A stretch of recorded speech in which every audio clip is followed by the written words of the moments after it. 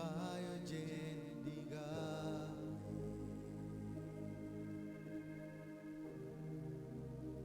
Bumulira mo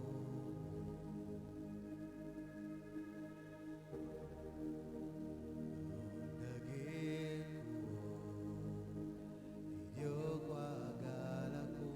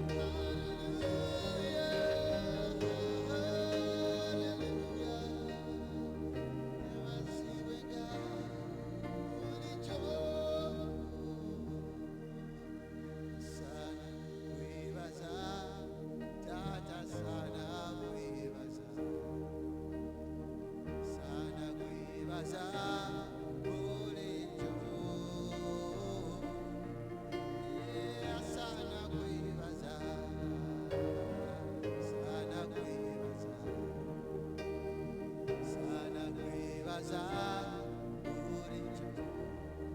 Haleluya, haleluya, haleluya. Asana mwebaza bulijjo.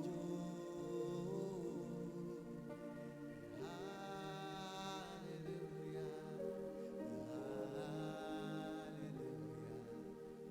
Asana mwebaza bulijjo.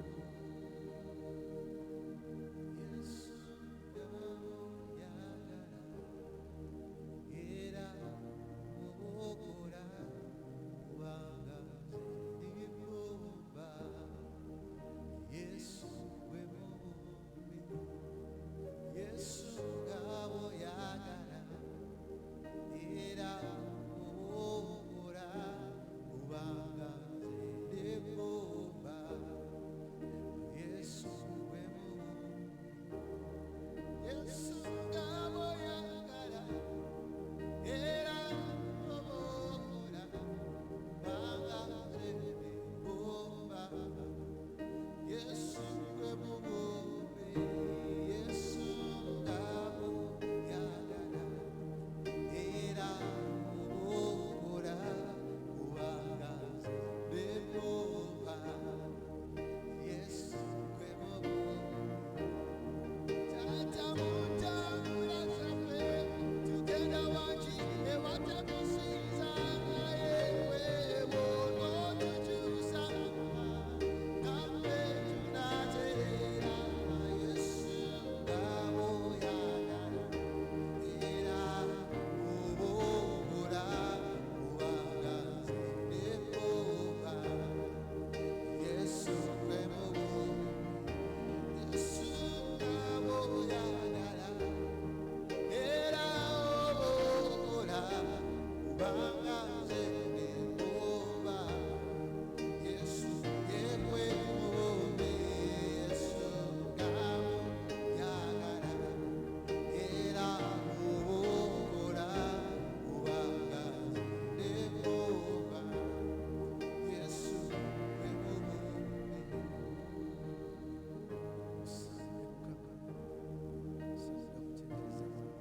Nga bw'oyagala bw'okola kubanga ffe tuli bbumba obulayi bwe bw'omubiri. Twala ekitiibwa,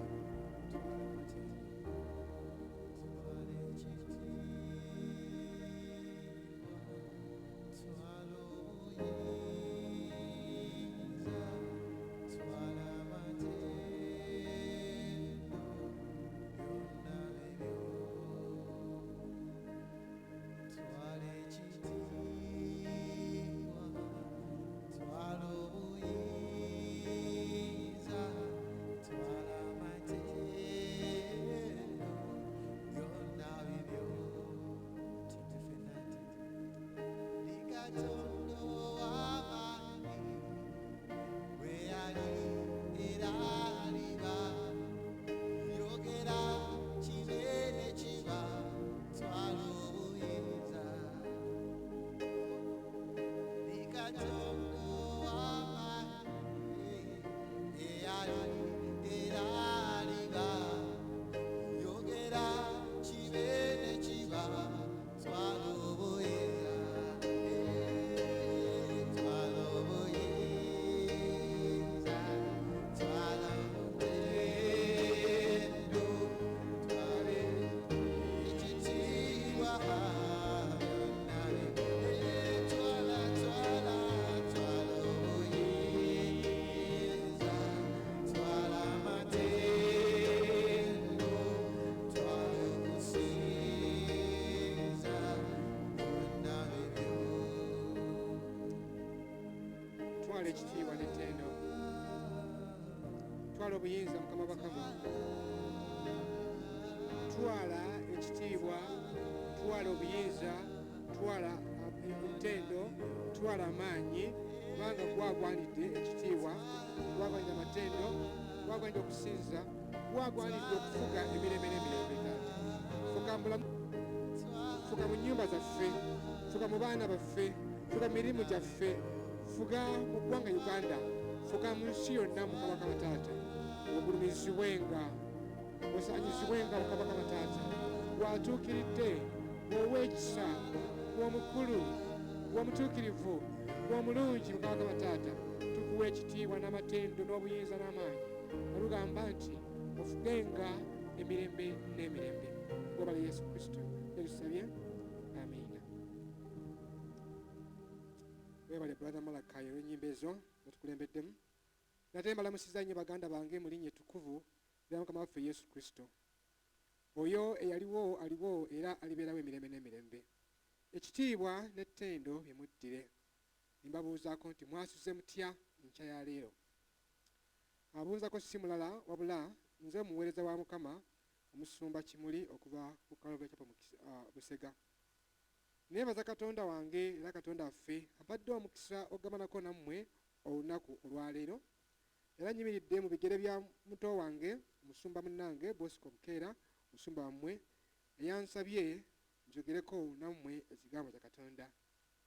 Tuli mu Zabuli ey'ekikumi Zabuli 115. Tujja soma Zabuli yonna. Katonda omwesigwa atuwa ekisa okutegeera ebigambo ebyawandiikibwa Zabuli eno era okumanya ebikulu n'amakulu agalimu. Tuyinze nga bulijjo ngaffe abaddu be, abaweereza be era abaana be abaanunulibwa n'omusaayi gw'omwana wa Yesu Kristo, okukolanga n'okutambulanga bwe kisaanidde enjiri ya Yesu Kristo, nga tutambulanga omusanyusanga n'okusiimibwanga ye mukama bakama taata, era nga tumuwa ekitiibwa, ettendo, obuyinza n'amaanyi kubanga byonna bibye. Katonda waffe, Katonda wange, otubeere, tuwe ekisa okusoma ebyawandiikibwa n'obitegeera. Gula amatu gaffe ag'omunda, amaaso gaffe ag'omunda, taata tuwulire tulabe, era emitima gyaffe gitoole ekigambo ekyo, gikole okigwanidde. Mukama aweebwe omukisa era agulumizibwenga mu linnya ettukuvu era nga tusabye amiina. Zabuli 115. Omuwandiisi wa Zabuli eno atugamba nti erinnya lya Katonda yekka erisaanidde okuweebwanga ekitiibwa, era gyatuwa ensonga lwaki Katonda agwanidde okuweebwanga ekitiibwa yekka. Nate ebyafa bya Zabuli tetumanyi ani yawandiika Zabuli eno newankubadde obudde bwewandiikibwamu, naye ebyafaayo bigamba nti oba oliawo yawandiikibwa Musa. Yawandiika Musa oluvannyuma lwa Katonda omukulu omunene okwawuzaamu ennyanja emyufu n'atema ekkubo awatali kkubo, bwe batyo abaana ba Isirayiri be yali anunudde Katonda okuva mu nsi y'e Misiri ey'obuddu ne bayitawo. Abalala bagamba nti yawandiikibwa Ezira omuwandiisi. Oluvannyuma lw'okuva mu bwaŋŋanguse bwe baalimu e Babirooni, bwe kiba bwe kityo Abayudaaya baali bagezaako okuzimba bbugwe w'ekibuga Yerusaalemi awamu n'okuzimba yeekaalu eyali ekubiddwa Ababirooni. Bwe baali bagizimba baasanga okusoomoozebwa n'okunyoomebwa n'okuvumibwa n'okuvoolwa okwava eri abamawanga abaali bazze mu nsi yaabwe nga bo tebaliiwo, bali mu bwaŋŋanguse. Baali batono nga si bangi nnyo era nga banafu. Naye mu biro byabwe eby'obuwambe by'obuwaŋŋanguse, Abayisirayiri baalaba abasajja abamawanga bwe baali basinza ebifaananyi bakatonda abalala abataali Katonda, era nga bwe gwali ku Musa n'Abayudaaya bonna abaali e Misiri bwe baalaba Abamisiri nga basinza ebibumbe n'ebitonde ebirala ebitaali Katonda. Kati nga bakomyewo bwe batyo nga beetooloddwa abamawanga abasinza ebibumbe, ebifaananyi, abasamize, abafumu. Omuwandiisi wa Zabuli ono kyamusukkako, kyamuyitiirako nga kisukkula amagezi ge, kyava akaabira Mukama n'agamba, Mukama Katonda affe, si ffe ayi Mukama, si ffe wabula erinnya lyo lirigwana okuweebwa ekitiibwa. Ng'akaabira Mukama yeegulumize era addemu eri bo Abayudaaya newankubadde nga baali banafu abaddemu yeegulumize era addemu alage bali abanyoomi ti ye Mukama Katonda w'eggye era Katonda waabo abamwesiga. Era bw'amala okukaabirira Mukama nate n'akoowoola abaana ba Katonda omulamu abakkiriza mu Katonda omulamu okwesiga Katonda, omuwanga ekitiibwa, omugulumizanga n'omumusinzanga, kubanga bulijjo yatuwa emikisa. Abooluganda, baganda bange, nze naawe twatondebwa okusinza Mukama, okugulumiza Mukama. Naye Zabuli eno etulaga engeri neno gye tuyinza okukolamu ekyo, gye tuyinza okuweesaamu Katonda ekitiibwa yekka. Era netulaga okwewalanga okusinzanga bifaananyi oba ebibumbe oba engeri yonna ekintu kyonna tali Katonda, n'okunoonya Katonda nga tumunoonya nga tumwesigwa atugabirire ebyo bye twetaaga, ate n'okumusinzanga. Omusajja omu yabuuza ekibuuzo n'abuuza ti enkomerero y'omuntu esinga obukulu kyekiriwa, nti ki omuntu kyagwanidde okukola ekisinga obukulu? N'addamu n'agamba nti omuntu kyagwanidde okukola ekisinga obukulu kwe ggulumizanga Katonda, kwe kuwa Katonda ekitiibwa n'okwenyumirizanga mu Katonda ennaku zonna ez'obulamu bwe. Eno ye ssala yange. Katonda ow'ekisa ekingi atuyambe ffe abagenda okusoma Bayibuli olwaleero okuseeka mu birowoozo byaffe n'emagezi gaffe n'emitima gyaffe ekigambo ky'oyo omusajja nti ffe enkomerero yaffe okubeerawo kwaffe kwonna kubeerenga mu kusinza Katonda, omugulumizanga n'okwenyumirizanga mu kisa kye bulijjo. Bwe tunaakola ekyo tujja tutuukiriza bingi era ebikulu mu bwakabaka bwa Katonda. Ayagala kukola binene na bikulu bulamu bwaffe, naye tuteekeddwa okumuwa amaaso gaffe, amagulu gaffe, obulamu bwaffe, emitima gyaffe byonna tubimukwase. Katonda atukulembere. Atugambye nti Katonda yekka yagwanidde ekitiibwa. Onyerosa paka ku lwokusatu. Si ffe, ayi Mukama, si ffe wabula erinnya lyo lye ligwana okuweebwa ekitiibwa olw'okusaasira kwo n'olw'amazima go. Abaagalwa abalungi mu Yesu Kristo, tetumanyi mbeera musajja ono mwe yali ayita, oba yali amaze kuwangula lutalo ng'amaze okusoboka ennyanja emmyufu, oba ng'avudde mu buwaŋŋanguse mu buddu, oba yali mbeera ki, oba mbeera ki yali ayitamu. Ekitiibwa n'ettendo abiddiza Katonda, kubanga yamanya nti tabadde, tegaali maanyi ge, tegaali magezi ge, tebwali buyinza bwe, tekwali tetenkanya kwe, naye yali Mukama ye yali amulokodde. Kyenva nno ŋŋamba ffe abaleero okwewalanga era okubeeranga abeegendereza mu nsonga zonna, mu ngeri yonna, twewalenga okutwala ekitiibwa kya Katonda. Laba omusajja ono akkaatiriza akiddamu emirundi ebiri nti si ffe, ayi Mukama, si ffe wabula erinnya lyo lye ligwana okuweebwa ekitiibwa. Muganda wange, by'otuuseeko, by'ogenda okufuna, by'olina byonna tebivudde mu maanyi go, si mu magezi go, bivudde wa Katonda. Era gw'olina okuwa ekitiibwa, gw'olina okwebazanga, gw'olina okwenyumirizangamu, gw'olina okuweeranga obujulizi kati abadde Mukama, tabadde nze.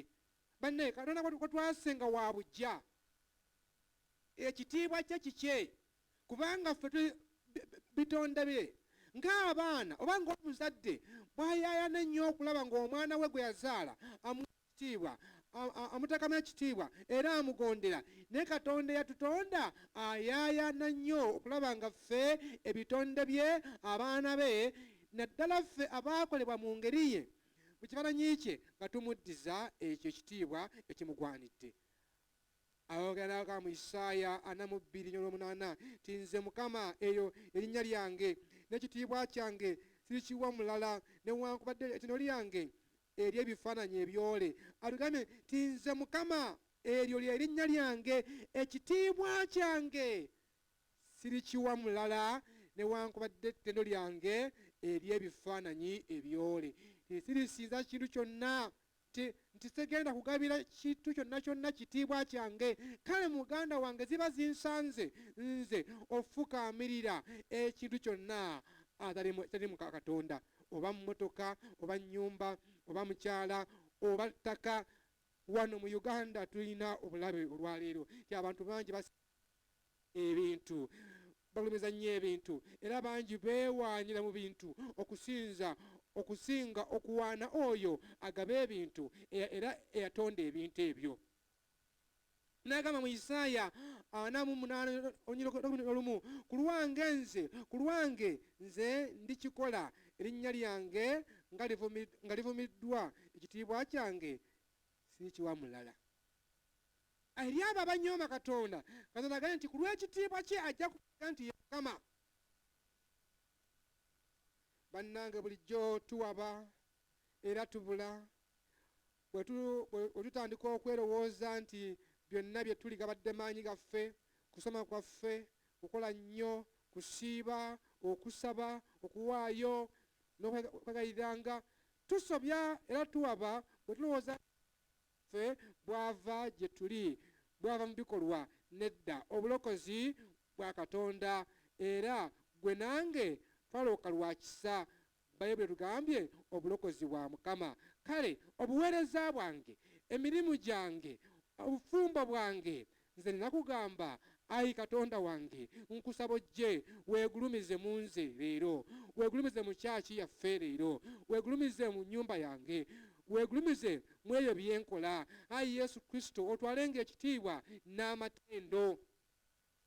Abaagalwa abalungi, Katonda asaanidde ekitiibwa kyonna, asaanidde obuyinza bwonna, kubanga ye yekka yajjudde ekisa n'okusaasira, era ye yekka ye w'amazima. Ng'oggyeeko ekyo, yekka ajjudde omukwano ogwa nnamaddala, ye yekka omwesigwa, ye yekka omwesimbu. Obulokozi bwaffe, byonna bye tufunye, bye tulina, bizze lwa kubanga Katonda wa kisa, Katonda ajjudde okwagala, Katonda Katonda mwesigwa. By'oyina bye nnina bizze lw'ekyo. Nate baganda bange, tulina okumuwa ekitiibwa n'ettendo lyonna, kubanga ye yekka y'afuga ebintu byonna. Ebintu byonna biriwo ku lulwe, byatondebwa ye, bibeerawo mu ye byonna. Soma Olwokubiri. Lwaki ab'amawanga okubuuza nti Katonda waabwe ali ludda wa? Katonda waffe ali mu ggulu, akola buli ky'ayagala. Tulina okumuwa ekitiibwa kyonna, ye yekka agwanidde ekitiibwa, tewali mulala akigwanidde, kubanga ye yekka afuga byonna. Ebintu byonna biri mu mukono gye, era akola nga bw'ayagala. Agambye ekibuuzo nti lwaki ab'amawanga okubuuza nti Katonda waabwe aliwa? Omusajja ono yali alabye, bw'abanga yali Musa, olunaku Mukama yamugamba agende aliyo e Misiri, agambe Falaawo ate abaana ba Isirayiri bagende bamusinze mu ddungu. Bw'atuuka awo n'ayimirira mu maaso ga Falaawo n'amugamba, Mukama Katonda wa Isirayiri, owa Ibulayimu, Yakobo ne Isaaka, aŋŋambye nti sumulula oba lagira Abayudaaya bagende bansinze mu ddungu. Falaawo n'abuuza mu Kuva essula ey'okutaano n'okubiri, Falaawo n'ayogera nti Mukama ye ani? Nze okulya eddoboozi lye, era nze okuleka Isirayiri okugenda, simanyi nze Mukama. Falaawo abagamba nti Mukama ye ani? Kubanga Falaawo yali amanyi nti ye yekka ye Mukama, ye yekka ye wenkomeredde. Abantu bangi ku nsi, kubanga Mukama abawadde ensimbi, kubanga Mukama abawadde obuyinza, balowooza be benkomeredde, be basembayo, tibakitalo nnyo.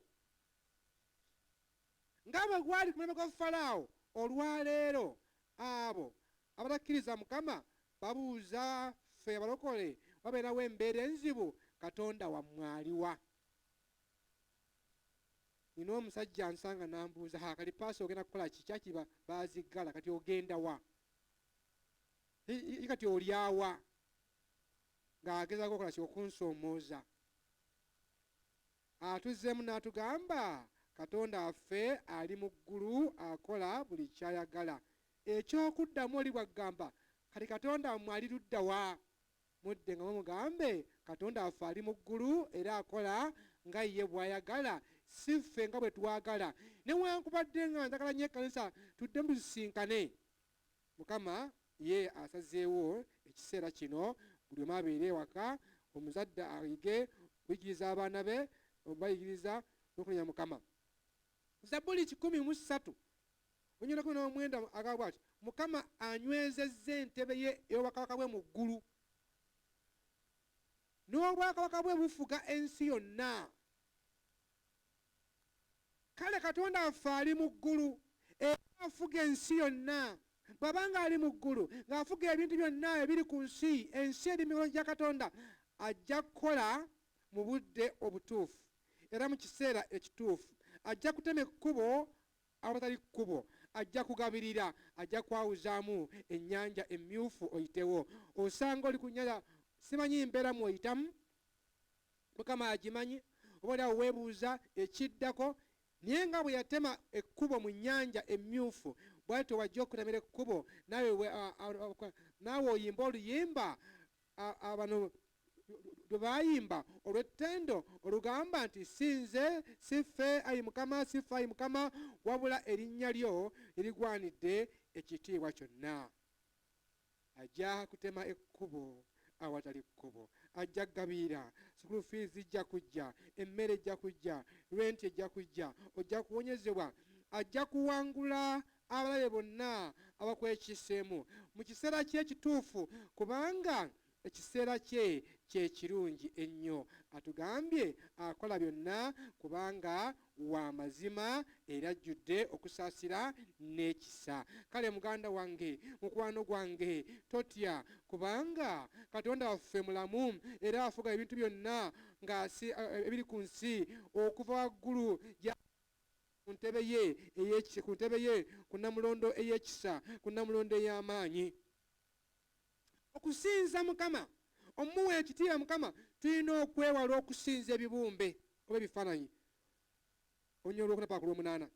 Bakatonda baabwe bakole mu ffeeza ne zaabu, ebikolebwa n'engalo z'abantu, birina emimwa naye tebyogera, birina amaaso naye tebiraba, birina amatu naye tebiwulira, birina ennyindo naye tebiwunyiriza, birina engalo naye tebikwata, birina ebigere naye tebitambula, ne obulago bwabyo temuvaamu ddoboozi n'akamu.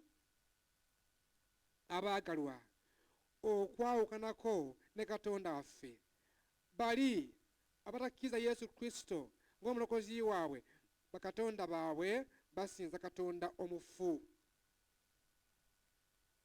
atalina bulamu, gwe beekoledde n'emikono gyabwe, gwe beebumbidde mu magezi gaabwe nga bakoppa ebitonde. Kyava Koseya ayogera obulungi n'agamba omukozi yakikola so si Katonda n'akatono. Ekibumbe si Katonda. Abantu bangi bavunamira ebibumbe. Omunagendako mu tempo y'Abayindu naye basanga bavunamidde ebibumbe. Saaba bokka ne baganda baffe abamu osanga bavunamidde ku yeekalu zaabwe, bavunamidde ekibumbe oba kya mutuukirivaani obaani. Ekyo Mukama akikyawa. Wetegereze, atugambye nti ebibumbe birina emimwa naye tebyogera, tebiyinza kukutegeeza newankubadde okunnyonnyola amazima. Naye Katonda waffe okuyita mu Yesu Kristo ne mu bannabbi n'abatume n'abasumba atulaze amazima ng'akozesa ekigambo kye.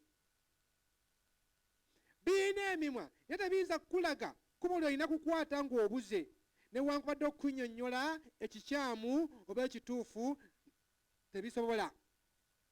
Birina amaaso naye tebiraba, tebiyinza kulaba mbeera gy'oyitamu, naye Katonda waffe amanyi era alaba embeera gy'oyitamu, era akola, agenda kuggusa, agenda kutuukiriza, agenda kuwanguzisa.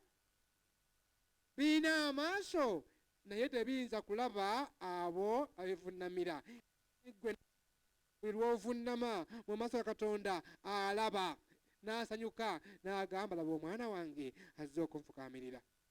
Birina amatu naye tebiwulira, tebiyinza kuwulira kusaba kw'abo abisaba newankubadde okubaddamu. Naye ffe Bayibuli egambye bwe tumukoowoola awulira, bwe tusaba awulira. N'agamba munnoonye nga bwe nkyayinza okulabika, mumpite nga bwe nkyayinza okulabika, nange n'abakolera ebikulu.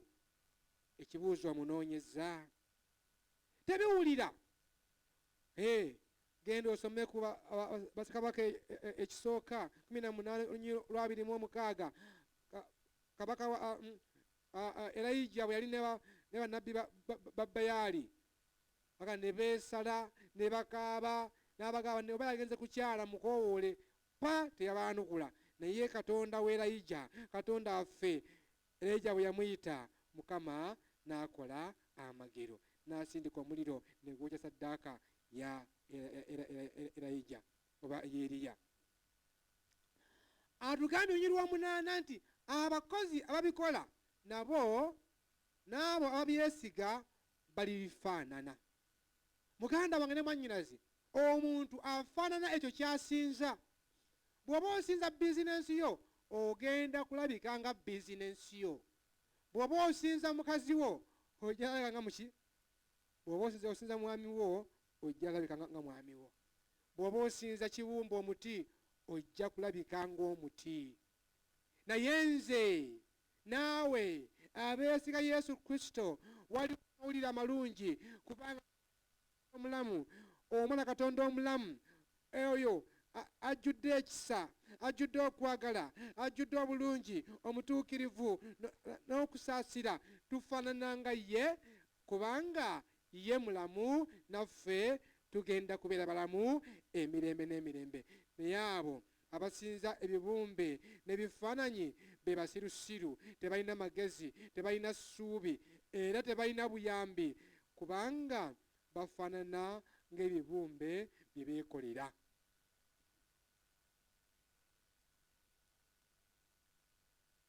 Nate tulina okuwa Katonda waffe ekitiibwa kyonna, obuyinza bwonna, kubanga yatukuuma, ye mubeezi waffe, ye ngabo yaffe, era ye nsibuko y'emikisa gyaffe.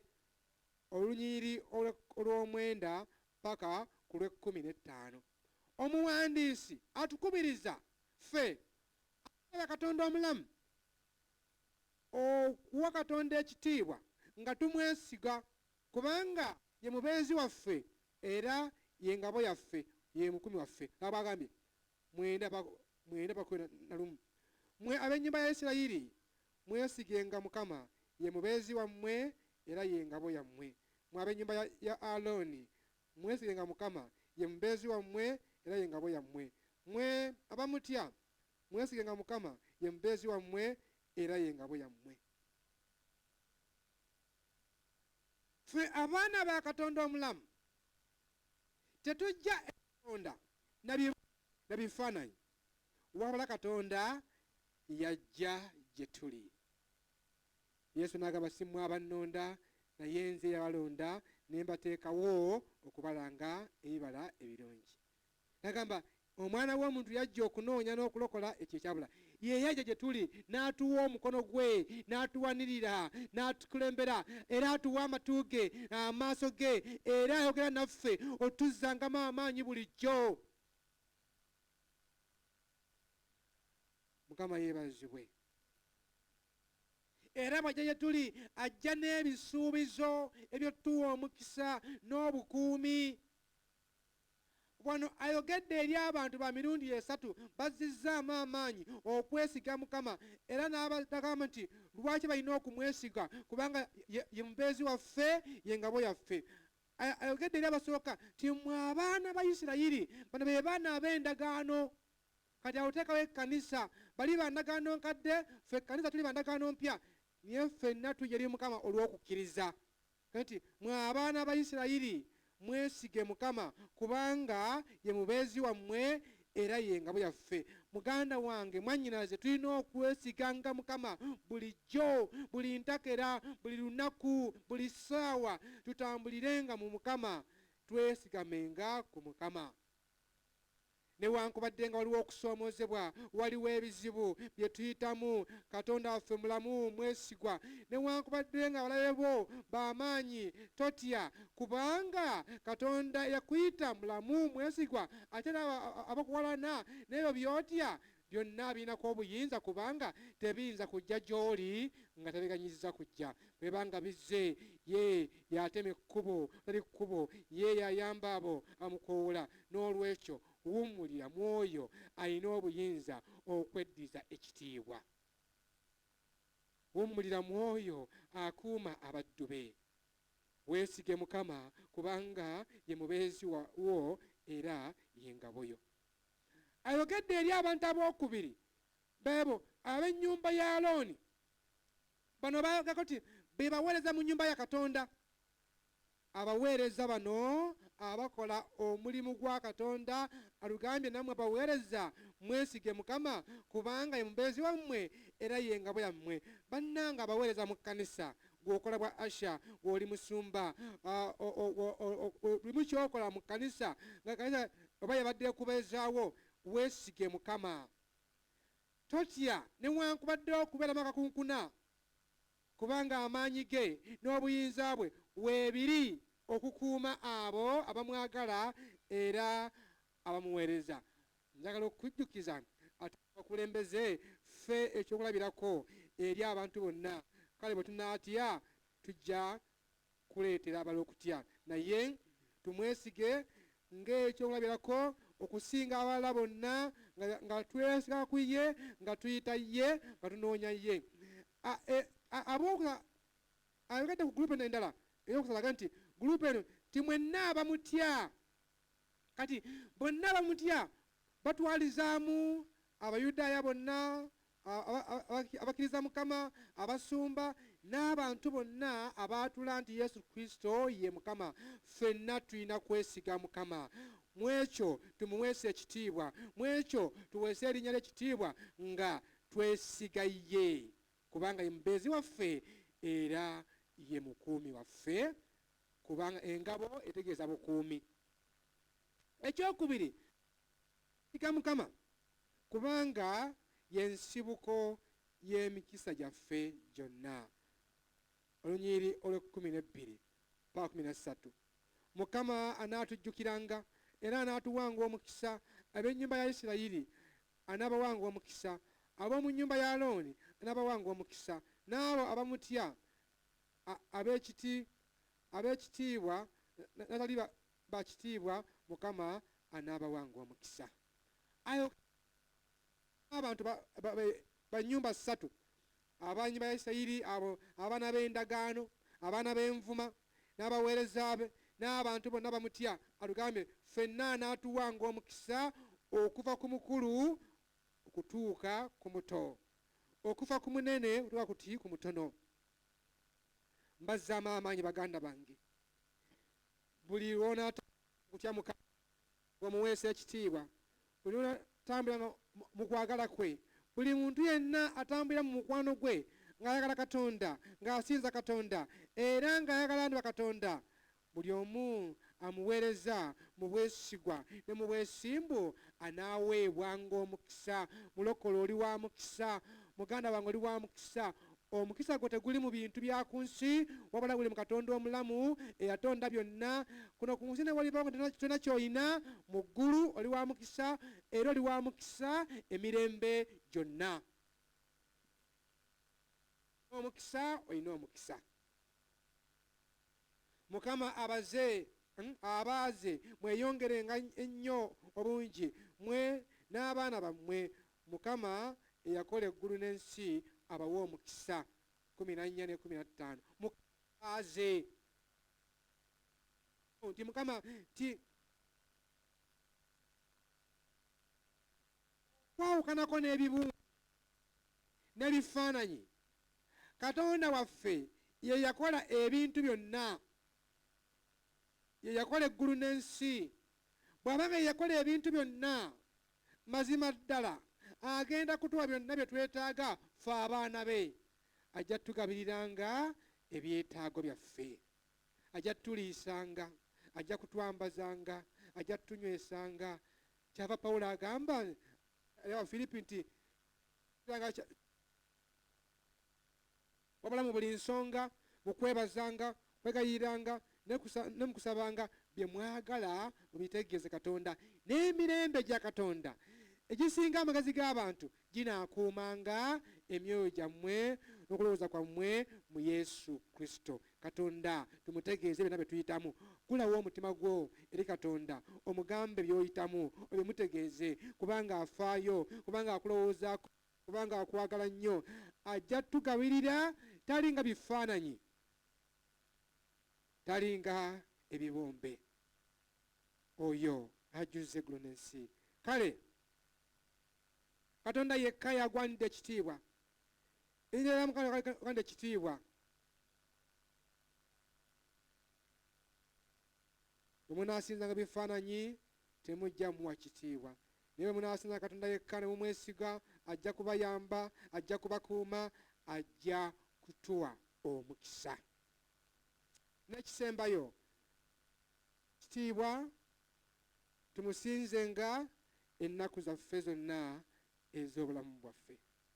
Simanyi okoka oba omaze mwezi gumu oba myaka okuva ku lunaku olwo obulamu bwo bwafuuka bujja nate mu Yesu Kristo. Kale fubanga nnyo olw'ekisa kye n'okusaasira kwe, olw'Omwoyo Mutukuvu okumwekubangako, akuwe embavu, akuwe amaanyi, akuwe obuvumu, akuwe obutuukirivu, otambulirenga mu linnya lye, ng'osinza erinnya lye. Eggulu ly'eggulu lya Mukama, naye ensi yagiwa abaana b'abantu. Ti eggulu ly'eggulu lyani? Lya Mukama. Eggulu ye Namulondo ya Mukama. Mukama atuula mu ggulu, kifo kya butuukirivu. Olugakyo Katonda mutuukirivu, era Katonda ajjudde ekisa n'okwagala. Oyo ye Katonda waffe omutuukirivu, ajjudde ekisa, ajjudde okwagala, era ayaayaana ennyo okulaba nga ffe tutuukirira okutuuka ku kigera kya Yesu Kristo. Naye atugambye ensi yagiwa abaana b'abantu. Akantu ako kankwasa ennaku. Yagiwa abaana b'abantu, kyeva efaanana nga bw'eri olwaleero ng'egootaanye. Okufa kungi, obulimba bungi, obuseegu bungi, obubbi bungi, obutemu bungi. Buli omu akola nga bw'akoze eki? Bw'alabye era bw'alaba. Katonda yatonda eggulu n'ensi olubereberye. Ensi n'akwata ekyapa ky'ensi n'akiwa Adamu, n'agamba Adamu, fuga ku lwange, beera omukulembeze ku lwange. Adamu ng'afuga ne Katonda, nga y'afuga emiti gyonna, abantu bonna, nga ye mukulembeze afugira awamu ne Katonda. Naye olwali olwo Adamu n'akwata ekyapa Mukama kye yamukwasa, n'akiwaayo eri omulimba Sitaani, bwe yawuliriza obulimba bwa Sitaani bwe baali mu lusuku Edeni. Kyova olaba ng'ensi eri mu mbeera gy'erimu olwaleero, kubanga ya kibi era efugibwa omulabe Sitaani. Naye njagala bategeeza amawulire amalungi gaagano ti Yesu Kristo mulokozi waffe akomawo, era agenda kudda alyoke atwale ensi, alyoke atwale abantu be taliiko bbala. Lwalikomawo agenda kuteekawo ensi nga bw'erina okubeerawo, kubanga omulundi ogwasooka yagula ensi, naawe bonna abamukkiriza n'omuwendo mungi yagigula n'omusaayi gwe. Era lwagenda okukomawo agenda kweddiza ensi yonna n'abantu bonna abagirimu, n'abafuzi bonna balivunnama wansi w'ebigere bye, era ensi eryoke ebeere nga Mukama bwe yagitonda olubereberye, nga nuŋŋamu nga nnungi, ensi ejjudde obutuukirivu, ensi ejjudde ekisa, ensi ejjudde amakula, ensi Isaaya gye yalaba n'agamba bw'ati. Awo lituuka Isaaya 65 olunyiri lwa 24 paka 25 agamba bw'ati. Awo lituuka nga tebannaba kuyita kumpita tebayitaba, era nga bakyayogera ndiwulira. Omusege n'omwana gw'endiga binaaliranga wamu, n'empologoma enaalyanga omuddo ng'ente, n'enfuufu y'enaabanga emmere y'omusota. Tebiriruma so tebirizikirira ku lusozi lwange lwonna olutukuvu, bw'ayogera Mukama. Waliwo ensi empya gye nnindiridde, waliwo ensi gye nnoonya. Atugambye nti eggulu n'ensi bya Mukama. Eggulu lya Mukama naye ensi egiwa abantu, naye agenda kweddiza ensi olunaku lumu. Ensi eyo diga n'empologoma we bigenda okutambulira awamu. Empologoma eri omuddo, omusege n'ikumbe bisse kimu, embwa n'engo nabyo birissa kimu. Mu nsi eyo bameka ku ffe abagirindiridde, bameka ku ffe abagyesunga, bameka ku ffe abagamba abeesunga nnyo ensi. Waliwo enjiri ennaku zino ebulirwa, enjiri ey'ebintu. Abantu beesunga nnyo, nagamba Mukama buli kyanga nvudde mu bupangisa, ayitogandi Mukama buli kyanga ntuuse mu ggulu, ndivunnama ne nkusinza, ndiyimba ettendo. Mukama naye buli kyanga nguze emmotoka kutuusa mu ggulu, naye weesunge ebyo. Asobola obikuwa, tobyesunga nnyo, weesunge kimu, kuyingira bwakabaka obw'omu ggulu. N'ekisembayo, abafu tebatendereza Mukama, newankubadde abo bonna abakka mu kusirika. Naye ffe tuneebazanga Mukama okuva leero okutuusa emirembe gyonna. Mumutendereze Mukama. Be baliwa bafiira mu kibi, abafiira mu byonoono byabwe bafu, nti omukisa omuntu gw'alina leero kwe kwatula Yesu Kristo ng'omulokozi we, alyoke amusinze mu kukkiriza, amutendereze era amwebazenga mu kukkiriza. Muganda wange gwamukkiriza, nyweza okukkiriza kwo, nyweza okwatulako, tosasaagana n'akamu n'akatono. Tunuulira oyo, sinza oyo. Mwene ensi ey'abalamu mwe tuyinza okwatulira Yesu Kristo nti ye Mukama, yafa n'azuukira. Omuntu yenna bw'aliva mu nsi nga teyatudde Yesu Kristo omulokozi we, tagenda kusinza Katonda mu kwagala kwe. Kale kino kye kiseera naawe Mukama, kino kye kiseera erinze naawe okumwatulanga. Kino kye kiseera ekigwanidde ffe ffenna okumwebaza. Ekitiibwa n'ettendo bijjire Mukama. Nsuubira nti buli omu ku ffe aweereddwa omukisa. Mukama akuwa omukisa, Mukama omugulumize. Totwala kitiibwa kye, naye muwe ekitiibwa ekimugwanidde. Katonda omwesigwa omulungi, ogulumizibwe gwe yaliwo, aliwo era alibera emirembe n'emirembe. Kwebaza ku lwa bannyinaze ne baganda bange abatutte eddaala okuwuliriza, wabula ggwe, si ffe wabula ggwe wekka agwanidde ekitiibwa n'ettendo. Ekitiibwa n'ettendo n'obuyinza n'amaanyi bibe gy'oli emirembe n'emirembe. Amiina. Tusabe nga twatula mu linnya ery'omwana wo Yesu Kristo mulokozi waffe, ne tugamba nti amiina. Mukama abampeera omukisa, abantu ba Mukama, bweza ba Mukama, mubeere bulungi.